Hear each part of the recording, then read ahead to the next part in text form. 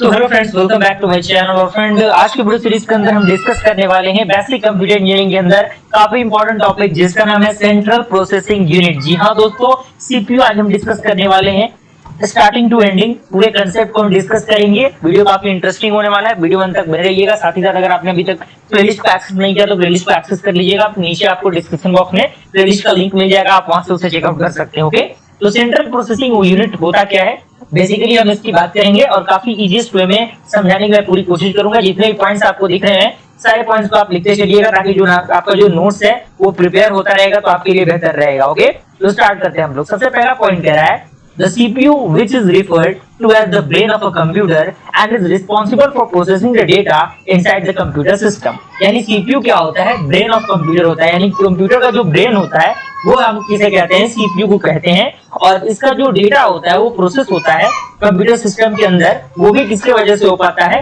वो by the help of CPU ही जो कह सकते हैं कि जो वर्क होते हैं, जो बेसिक टास्क होते हैं वो परफॉर्म हो पाते हैं। ओके, अगला पॉइंट कह रहा है The kid is also responsible for controlling all other component of the computer system। यानी ये रिस्पॉन्सिबल होता है किसके लिए, कंट्रोल करने के लिए जितने भी अदर जो आपके कंपोनेंट होते हैं कंप्यूटर सिस्टम के अंदर, उन सारी चीजों को कंट्रोल करने के लिए भी आपका जो सेंट्रल प्रोसेसिंग यूनिट होता है वो भी काफी यूजफुल होता है। अगर हम इसके डायग्राम की बात करें तो यहाँ पे आप देख सकते हैं, डायग्राम यहाँ पे दिया गया है। एक इनपुट डिवाइस है, यहाँ पे आपका आउटपुट डिवाइस है। लेकिन इस इनपुट और आउटपुट के बीच में कौन कौन सा प्रोसेस होता है, ये प्रोसेस हम नहीं देख पाते क्योंकि क्या होता है, एक्सटर्नली होता है। तो इसमें क्या क्या होता है, तो सेंट्रल प्रोसेसिंग यूनिट के अंदर ये सारी चीजें रहती हैं, जिसमें आपका कंट्रोल यूनिट रहता है, अरिथमेटिक यूनिट रहता है, और साथ ही साथ लॉजिकल यूनिट भी रहता है, और साथ ही साथ उसमें रजिस्टर्स रहते हैं जिसमें आपका पीसी रहेगा, सीआर रहेगा, एसी रहेगा, एमआर रहेगा, एमडीआर रहेगा। साथ ही साथ यहाँ पे नीचे में आपका क्या रहेगा, मेमोरी यूनिट रहेगा। यानी ये जो पूरा पार्ट है आपका सीपीयू का पार्ट कैरी करेगा और ये इस तरीके से वर्क करता है। अब इसमें एक और पॉइंट यहाँ पे दिया गया है कि जो सेंट्रल प्रोसेसिंग यूनिट होता है is the central component of the PC. यानी पीसी का क्या होता है, एक सेंट्रल कंपोनेंट होता है, यानी एक सेंटर का काम करता है। वहां से वो जो चीजें होती है वो ट्रांसमिट होती हैं। Okay, and sometime it is called as processor. यानी कुछ समय कुछ जगहों पे हम इसे क्या कहते हैं, प्रोसेसर के नाम से भी जानते हैं सीपीयू को।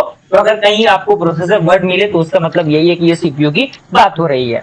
अगला पॉइंट कह रहा है कि it is the brain that runs the show inside the PC. यानी ये क्या है, ये ब्रेन है जो रन करता है, जो पीसी के इनसाइड में वर्क करता है उसके अकॉर्डिंग। Is that clear?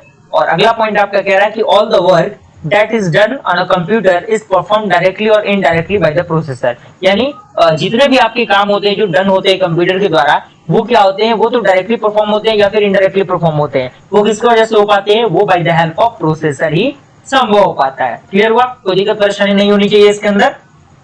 अब इसमें आता है सीपीयू के वजह से कौन कौन सी हम कह सकते हैं जो हमें फीचर्स मिलती हैं। इसमें सबसे पहला आपका आता है परफॉर्मेंस। परफॉर्मेंस में कह रहा है the processor is probably the most important single determinant of the system performance on the PC। यानी परफॉर्मेंस बहुत ज्यादा जरूरी होता है। यानी किस तरीके से पीसी आपका परफॉर्म कर रहा है वो चीजें किस पे डिपेंड करती हैं, आपके प्रोसेसर पे डिपेंड करती है, आपके सीपीयू पे डिपेंड करती है कि वो किस तरीके का जो कह सकते हैं कैपेसिटी कंट्रोल करता है। ओके, अगला पॉइंट कह रहा है कि well other component also play a key role in determining the performance the processor capabilities dictate the minimum performance of a system। यानी अगर हम अदर कंपोनेंट की बात करें जो काफी इंपॉर्टेंट रोल प्ले करता है डिटरमाइन करने के लिए परफॉर्मेंस को, तो उसमें जो प्रोसेसर की कैपेबिलिटीज होती हैं वो डिटेक्ट करती है मैक्सिमम परफॉर्मेंस के लिए उस सिस्टम के लिए। ओके, और आपका अगला पॉइंट कह रहा है कि the other devices only allow the processor to reach its full potential. यानी जो अदर डिवाइसेस होती हैं जो अलाउ करते हैं प्रोसेसर को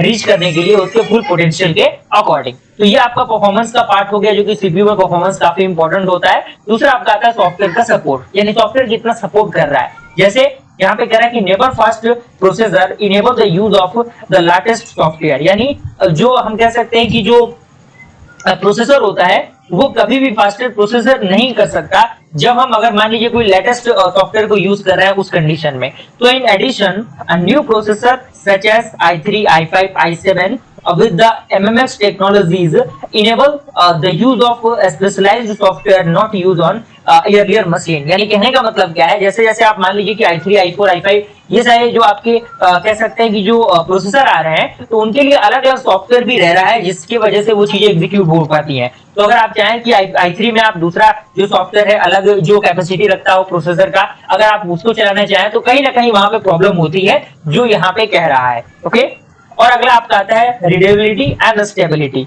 यानी कहने का मतलब क्या है, the quality of the processor in one factor that determines how reliably your system will run. यानी जो क्वालिटी होता है प्रोसेसर का, ये one of the most important factor होता है जो डिटरमाइन करता है कि कैसे आपका जो सिस्टम है वो रिलायबली क्या होता है, सिस्टम रन कर रहा है किस तरीके से। और इसी में कह रहा है कि while most processors are very dependable and some are not, and this also depend on the some extent on the age of the processor and how much energy is consumed। यानी कहने का मतलब क्या है, ये डिपेंड करता है कुछ एक्सटेंट पे, जैसे एज ऑफ प्रोसेसर की हम बात करें कितना एनर्जी वो कंज्यूम करता है, as depend on the field of computer. And इसी में कह रहा है कि the CPU consist of control unit, arithmetic and the logical unit and the register. यानी जैसा कि आप यहाँ पे देख सकते हैं जो सीपीयू है वो कंट्रोल यूनिट को लेके चल रहा है, अरिथमेटिक यूनिट को लेके चल रहा है, लॉजिकल यूनिट को लेके चल रहा है। तो ये सारी चीजें क्या होती हैं उनको भी हम लगे हाथ डिस्कस कर ही लेते हैं। तो यहाँ पे कुछ आपको ऑपरेशंस देखने को मिलेंगे जो कि सीपीयू परफॉर्म करता है, वो चीजें क्या होती हैं। उसके बाद हम लोग जानेंगे कि हमारे जो एलयू और जो आपका कंट्रोल यूनिट होता है वो चीजें क्या होती हैं। तो मेन ऑपरेशन ऑफ सीपीयू की हम बात करें तो ये मेनली 4 ऑपरेशन परफॉर्म करता है। पहला आपका आता है फेच, दूसरा आपका आता है डिकोड, तीसरा आपका आता है एग्जीक्यूट, चौथा आपका आता है स्टोर। यानी फेच करने का मतलब क्या, fetching the instruction from the memory issued by the user. यानी फेच करना इंस्ट्रक्शन को मेमोरी से जो इशू किया जा रहा है यूजर के द्वारा। अगला है decode, decoding the instruction to decide what operation to be perform. यानी डिकोड करना इंस्ट्रक्शन को, जो भी इंस्ट्रक्शन कंप्यूटर को मिल रहे हैं कि वो क्या ऑपरेशन परफॉर्म करेगा, किस तरीके से करेगा, उसका डिकोडिंग इस सेक्टर के अंदर होता है। अगला आपका है एग्जीक्यूट, यानी एग्जीक्यूट द इंस्ट्रक्शन, यानी इंस्ट्रक्शन को एग्जीक्यूट करना भी सीपीयू का ही काम होता है। और लास्ट आपका आता है स्टोर, यानी जो रिजल्ट है, रिजल्ट को मेमोरी में स्टोर करने के लिए भी सीपीयू ही क्या होता है, मददगार साबित होता है। जैसे कि इस डायग्राम के अकॉर्डिंग आप देख सकते हैं, एग्जीक्यूट है, स्टोर है, फेच है, डिकोड है, सारी चीजें एक साइक्लिक फॉर्म में आपको रिप्रेजेंटेट करके नजर आ रही होंगी। और ये कुछ और स्ट्रक्चर कह सकते हैं सीपीयू का, जैसे कि आप देख सकते हैं ये इनपुट है, ये आउटपुट है, एलयू सीयू रजिस्टर। और आप चाहे तो इसको इस तरीके से भी रिप्रेजेंटेट कर सकते हैं as depend your thought and your priority. Okay, जो भी आपको बेहतर लगे आप उसको कर लीजिए। अब हमारा लास्ट आता है अरिथमेटिक लॉजिकल यूनिट, जिसे हम लोग एलयू कहते हैं। तो ये क्या होता है, तो इसमें कह रहा है कि ALU is the combination of arithmetic unit and the logical unit. यानी जो एलयू होता है वो कॉम्बिनेशन होता है अरिथमेटिक यूनिट का और लॉजिकल यूनिट का, और that is used to perform an arithmetic operation on the input data. यानी ये यूजफुल होता है परफॉर्म करने के लिए ऑपरेशन को इनपुट डेटा के लिए, जिसमें आपका एडिशन आएगा, सब्सट्रैक्शन आएगा, मल्टीप्लिकेशन आएगा, डिवीजन आएगा।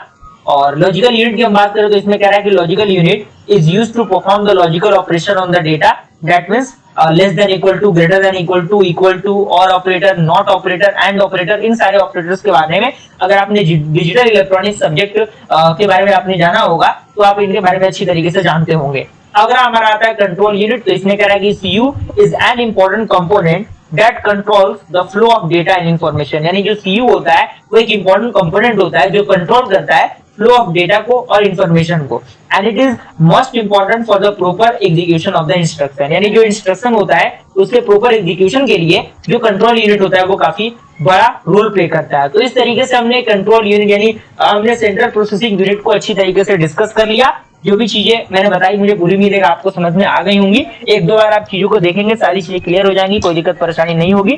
मिलते हैं फ्रेंड्स ऐसे इंटरेस्टिंग वीडियो के साथ, तब तक के लिए थैंक यू।